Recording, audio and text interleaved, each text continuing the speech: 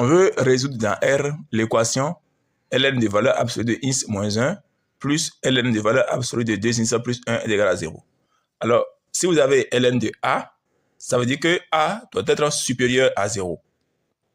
Donc, si nous avons ln de valeur absolue de x moins 1, et une fois qu'on sait que la valeur absolue est toujours positive, donc ce qu'il faut simplement ici, pour que cette équation existe, donc il faut que ce qui est dans la valeur absolue soit différent de 0. Donc, x moins 1 différent de 0 et 2x plus 1 différent de 0. Sinon, là, on aura peut-être encore ln de 0, donc ce qui n'est pas possible.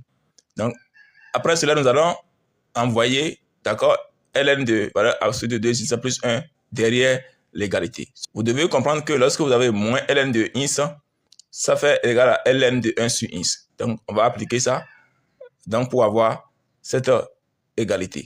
Si vous avez ln de a est égal à ln de b, donc on peut dire que a est égal à b. Donc, on peut enlever maintenant les ln de part et d'autre.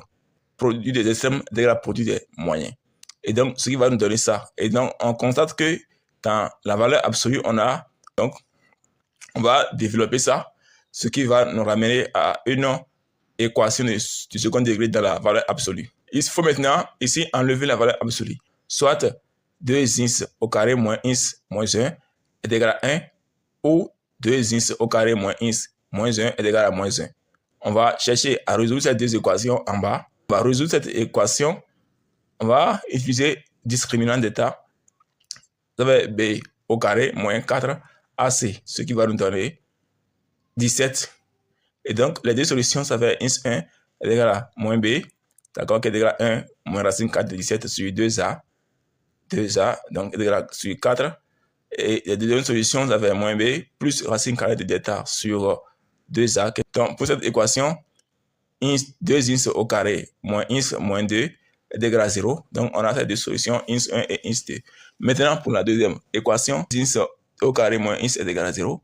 On peut encore ici factoriser x. Donc, ce qui va nous donner 2x moins 1 est égal à 0.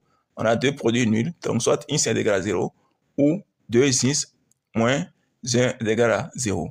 Ici, on va maintenant chercher le x. Donc, 2x est égal à 1. Donc, x est égal à 1 demi. Donc, on a quatre solutions. On va exclure, d'accord, les deux conditions que nous avons en haut des solutions. Mais on constate qu'on n'a pas ces conditions qu'on a exclues dans nos solutions trouvées. Donc, on peut retenir simplement les quatre solutions trouvées en bas pour notre résolution.